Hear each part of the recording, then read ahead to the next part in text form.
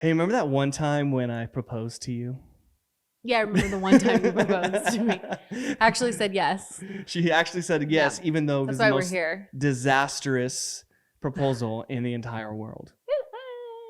No, it was bad. It wasn't great. But But I was so excited, I didn't care. the But good yeah. thing was I put a lot of effort into it and a lot of thought. I just failed.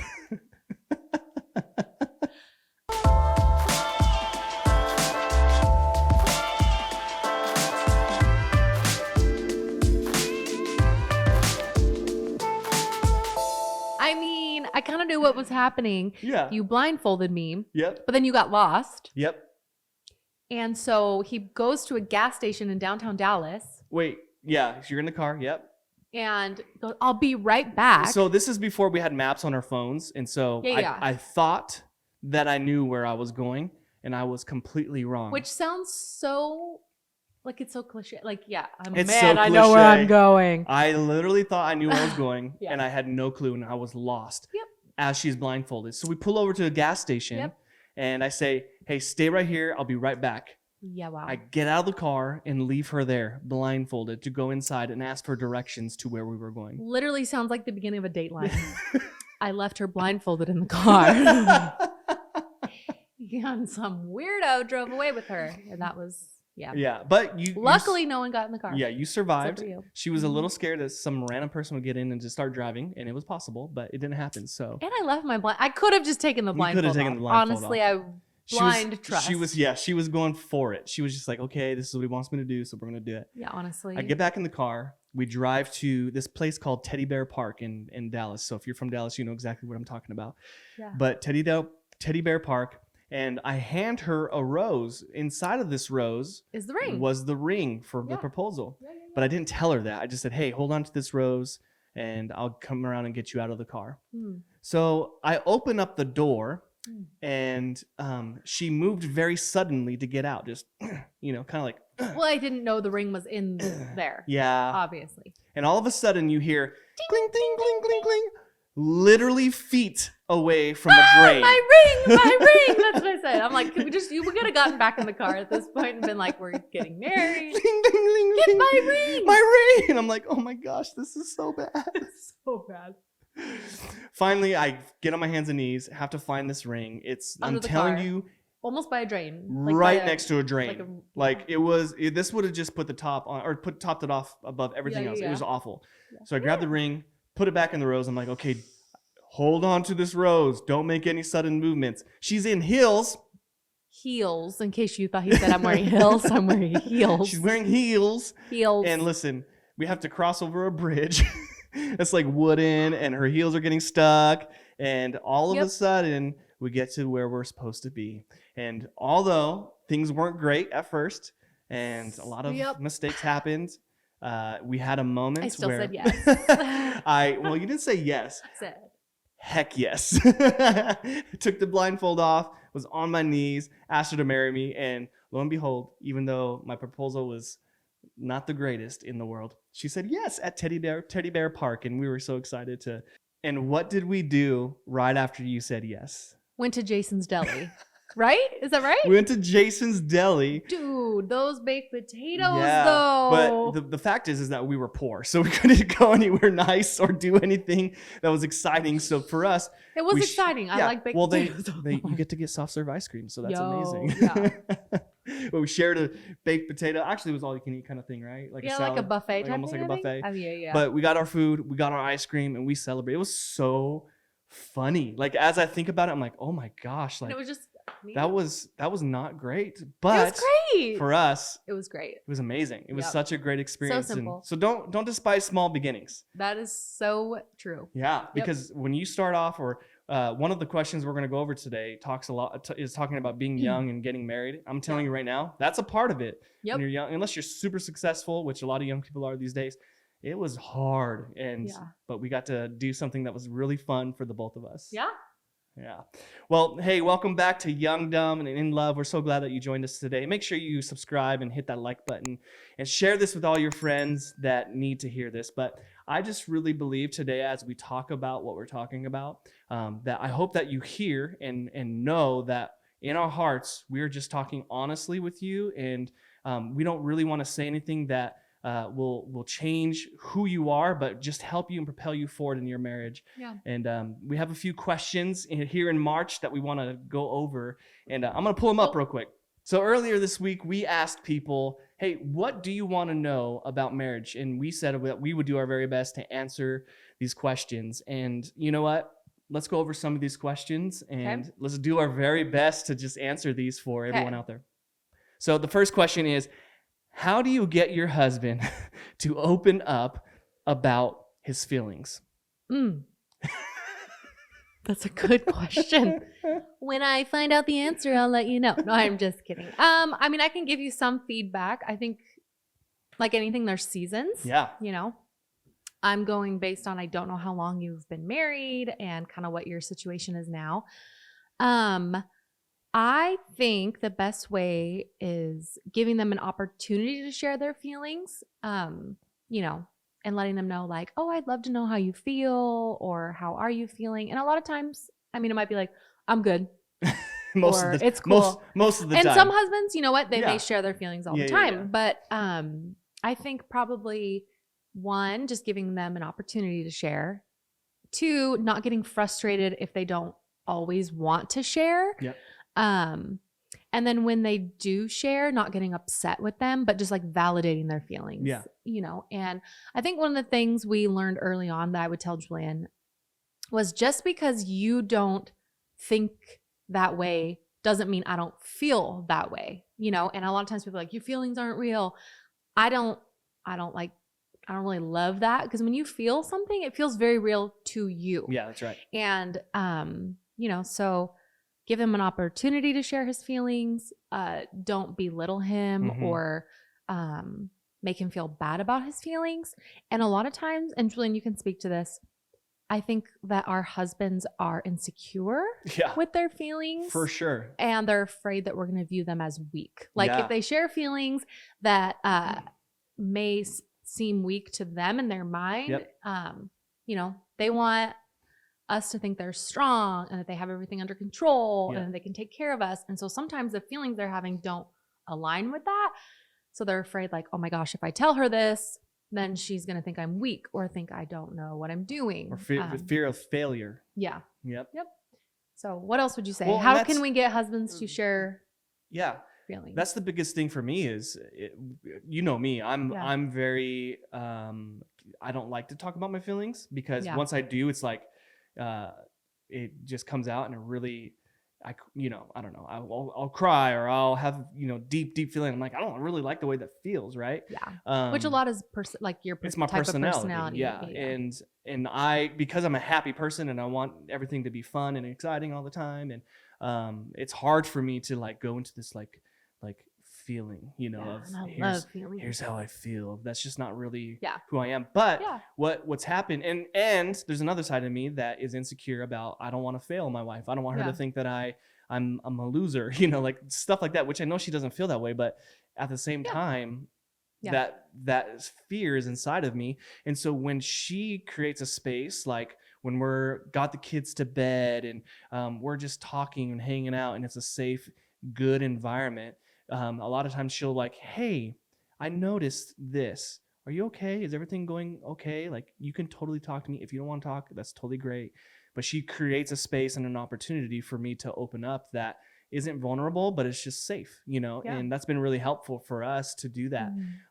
And I've realized that I am a feeler, and I don't want to be, because I don't like the way it makes me feel in that moment. But when I open up, I'm like, I cry and I have all these like thoughts, and she just listens so well. And that's the thing about her. She's done really well as a wife. She listens to me. She validates my feelings, and she doesn't belittle me, because if it's like something that I'm dealing with that might be kind of like, why are you dealing with that? She always just looks at me and goes, it's going to be okay. Let's walk through this. And then she encourages and helps me discover the next steps to move forward. And that's been really good for our marriage. And and she's such a great wife. And, she's the best. What else can I say about that? So I'll see. Yeah. Okay. So just create a space. I think all in all, create a space. like she said, don't belittle their feelings. Don't tell them that's not real. Nothing like that. Just let them talk. Yeah. Because once they open up and they start talking, for me, it's a good place to be, but it's really hard for me to get there. So when she creates that space, the floodgates open. Well, and I think sometimes too, just kind of remember, like as a wife, like, and it could even be that maybe the wife doesn't want to share feelings, and the husband's like, why won't she tell me how she feels? You know, we've heard that before. Personalities are different too. Like I am a feeler. During the day, I could kind of go, you know, I have a little more emotion naturally. And so just kind of know too, like personality wise, like Julian is pretty stable and chill. Like it's not a lot that he's like, ooh, yeah, I'm feeling this and I'm feeling that. And that's part of his personality. So not that he doesn't have feelings, but if I'm like, are you okay? He's like, yeah, I'm good. Are you really? Yeah. Like I'm like I'm good. actually good. You know, she's learned to actually just believe me. Yeah. You know, so yeah. So that's what I would say. Yeah. So, I mean, and the answer is not for there's not one answer for everybody. Yeah.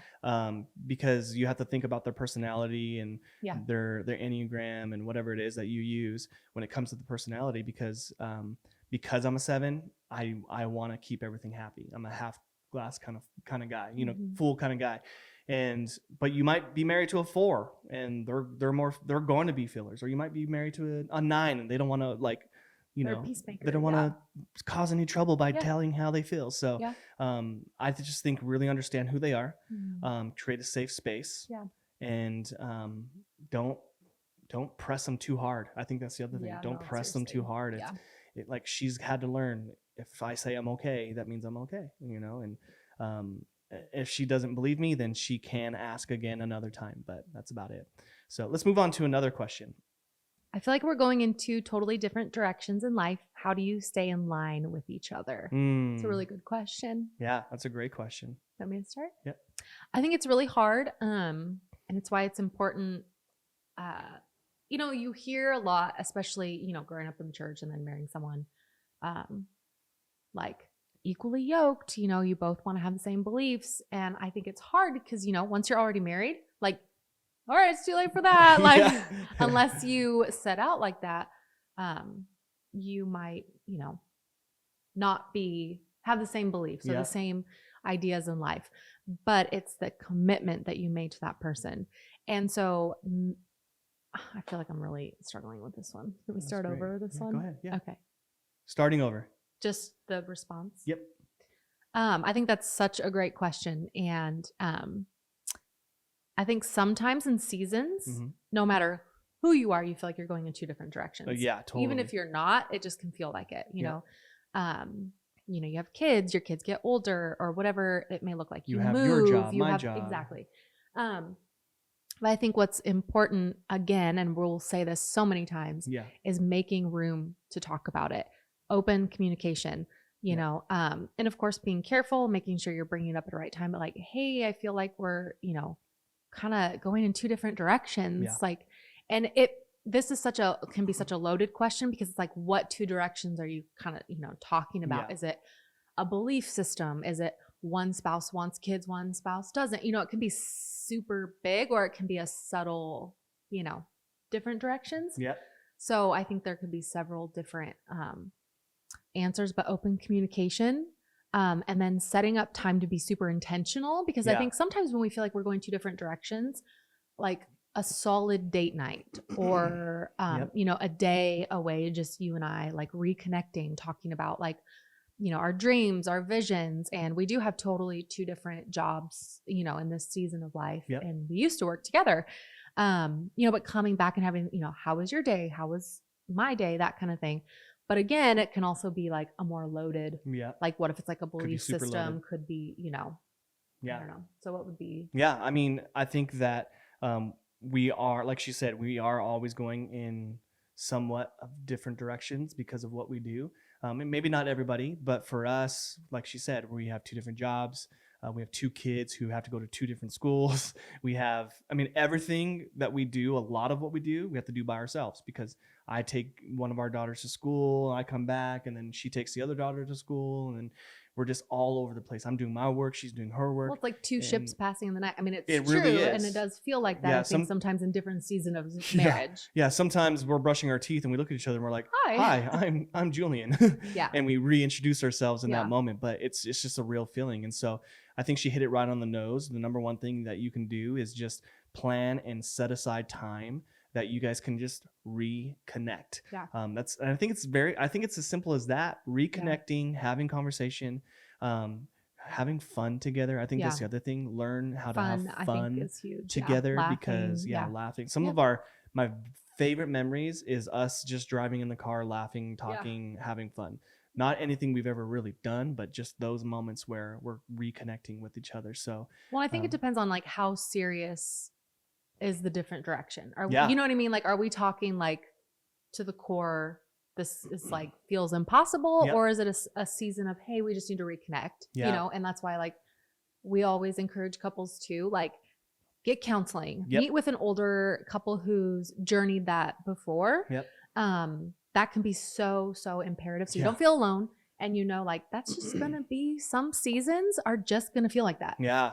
And the whole meet with other couples that have been on that journey before. We had that for a long time. Yeah. And I remember those are some of the best memories of learning and growing, because they created a space for us to go and sit in their living room and talk together and have fun. And they would cook dinner and it was just awesome. One of the best times ever. But then they always were very intentional to separate us. And he would talk to me and she would talk to her. And they're like, hey, just put it out there and just be honest and tell me what you're going through. Let me help you. And it was a space with that we were able to just be honest, learn, and grow. And probably that couple and that situation for us was monumental for our marriage, because it really helped, because we're so young. It really helped us learn how to communicate, how to talk, how to just be real with each other, but loving and sweet at the same time. So find that couple, find somebody that you can talk to, or get some real help with some counseling. And and if it's something super serious, man, don't just listen to this with a grain of salt. This is like surface level. Get some real help and really spend some time working on that, so that you can understand each other and where you guys are going together. So all right, well, that kind of leads into getting married young. Wasn't that one of the questions? Because I feel like that we just kind of that's one of the right here. Yep. Best. Yeah. So one of the questions was best advice for getting married young. Like we've said before, we got married when I was 18 and Julian was 20. I'm not sure you literally can't get married younger than 18 unless your parents like sign. So I was pretty young.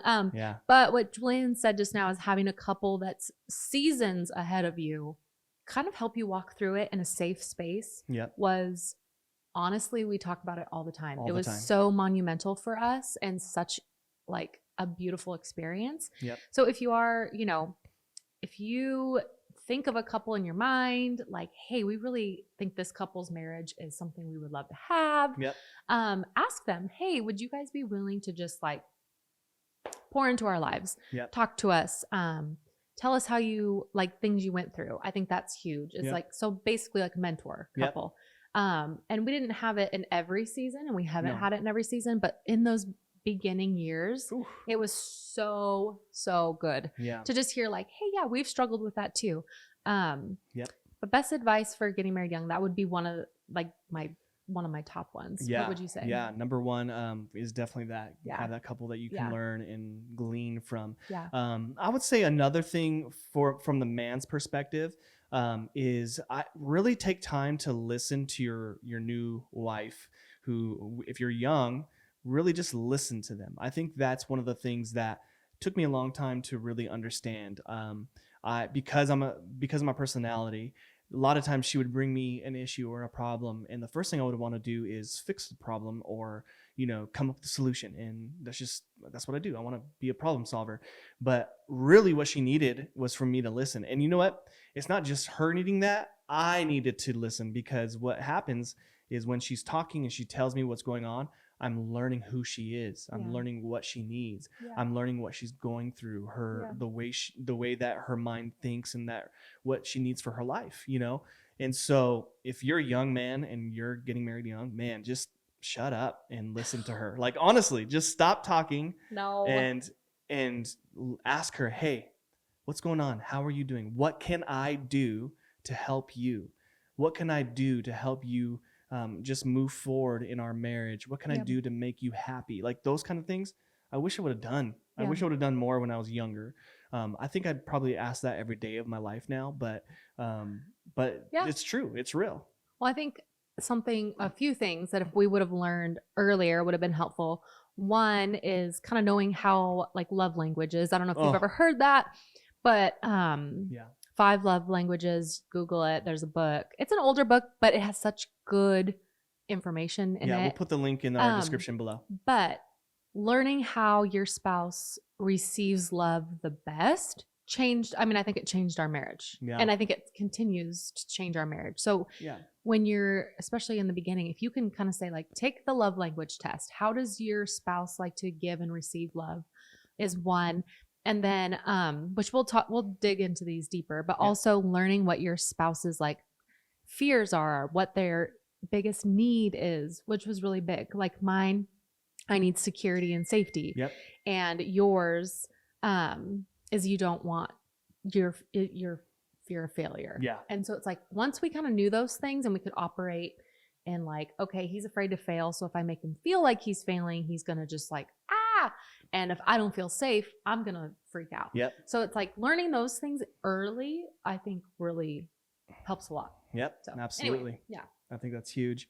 And take the time for you, like if you're young and you're getting married, take the time to enjoy your life and become best friends before you bring kids into the situation. Now, if you can help it. That's what I was about to say. Obviously things happen. Now, things happen and you can't control it. But if you can, just spend some time with your spouse and look at them in the eyes and say, let's have fun. Let's become best friends. Because when kids and life and work and everything that you do comes into play, you're going to have to be okay with putting others before yourself a lot of times.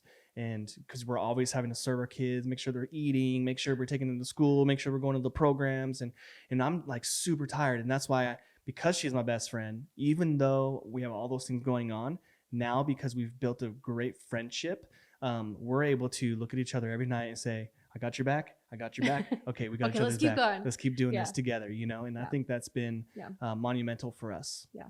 So next one. Yeah. Okay. So another question.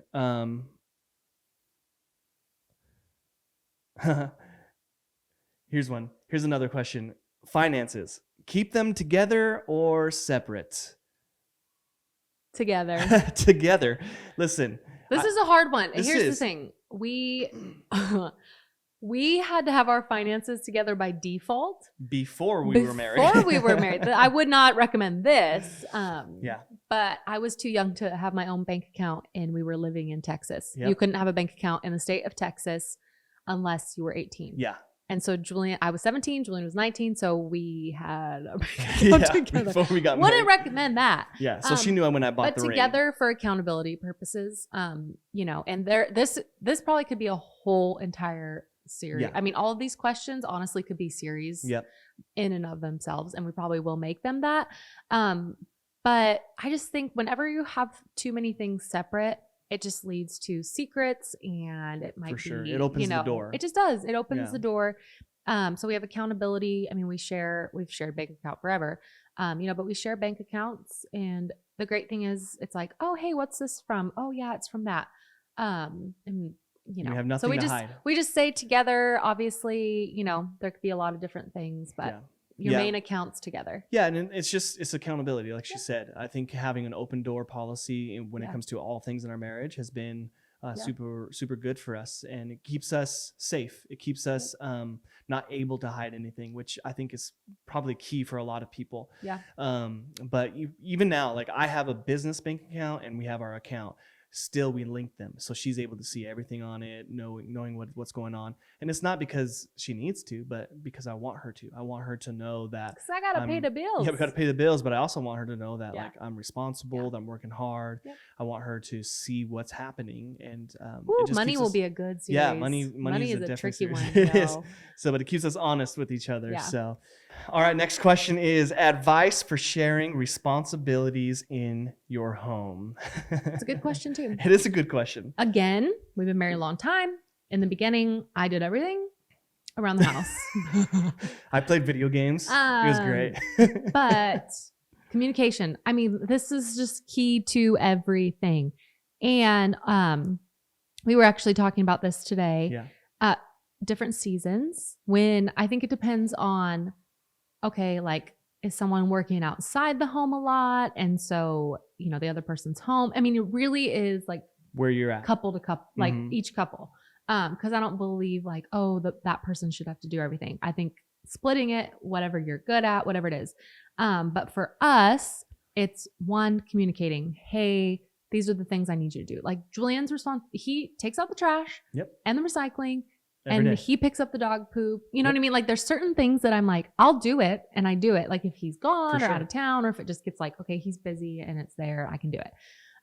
If the dishwasher is full and he's home and I'm not, he's going to unload the dishwasher if he notices, but just things like that. I think it's like communication. Yep. And then, I mean, I think a lot of times, now I could be wrong, it seems like wives get frustrated with husbands maybe about like house stuff. When it comes to like, hey, he's not helping with this. Could be, I've heard it opposite as well. But it's like nagging doesn't ever help. Doesn't help at all. Like nagging drives Julian crazy. It drives me like nuts. He'll just literally be like, you're bugging me. Yeah. And I can tell. But it's like, as silly as it sounds, when he does something that blessed me, because my love language is acts of service. So I love 100%. Like when he like does something for me. Yeah, like when I make gifts, the bed. Forget it. I'm like, well. Physical touch, okay, great. But like I'm touched all, like our kids are always like, mommy. But if he like makes the bed and cleans up the house, I'm like, oh my gosh, one less thing I have to do. So it's like giving him praise for it. Just like fills him up, right? I mean, thank you so much for doing that. Just acknowledging what they do. So communication, acknowledging when your spouse does do something. And I think letting them know, like husbands as well. Like if your wife, like I do all the laundry and I put it away for him, like everything, like him saying like, thanks for doing that. Like, I know that's a lot of work for you. Yeah. So just appreciating what they do. And then again, it's going to be like home to home, like basis. Yep. Like, is someone at work all day outside the home and then, they come home. It just kind of depends. Yeah.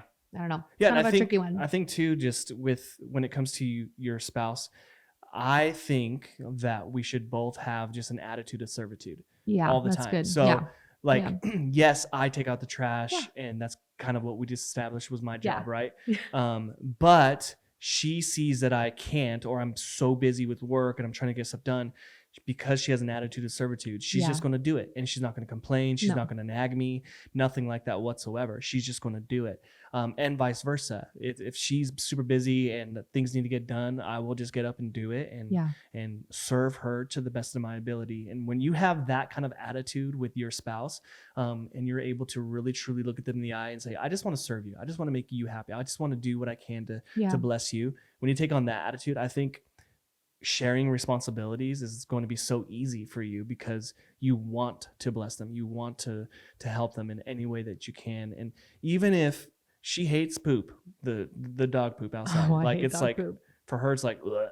And for me, it's like no big deal. But I've seen her get up. Like I was sick a couple weeks ago and she was out there picking up dog poop. That dog she was poop. Doing all the things, didn't complain one bit. She just took care of it because she knew that it would help and that it would be a big blessing for me. Yeah. So attitude of servitude, I think, is super helpful. Well, I mean, even the longer we've been married, Julian sometimes will just say like, what can I do for you? Like, how can I serve you? Is there anything I can do? I could tell something's going on. Yeah. Right? Like, I'm just like, oh my gosh, even just asking me. And also husbands and wives, like your home is like equal responsibility. Like your home operating and being a certain way is equal responsibility. That's right. It doesn't mean one person has to do more or less, but like, it should be just teamwork. Yep. Teamwork makes the dream work. It does. So true. All right, so let's go on to the next question. How can you help your spouse be more romantic? That's a tricky one. How can you help your spouse be Yeah. more romantic? I think it's another, I mean, all these questions, I think that it varies from couple to Yeah, it couple. does. Because what might be romantic to me Yeah. might not be romantic to her, and vice versa. And so I think it's important to, again, know and understand your spouse's personality and what they need. Yeah. Romantic for her is a lot different from mine, and that's okay. I'm not mad about it, but that's the attitude of servitude. We're going to do what we can to serve each other in that way, to be romantic. Yeah. And so, yeah, I think it varies from couple to couple. It does. Yeah. Well, I think when we think romance, a lot of times we have this Notebook. like the Notebook? The Notebook. Oh, whew, that's a good one. But yeah, I think we've like just culture and just we're bombarded with all these like ideas of what it should look like, you know? And really romance is just loving your spouse the way they want to be loved and the way they need to be loved and doing even like the smallest thing.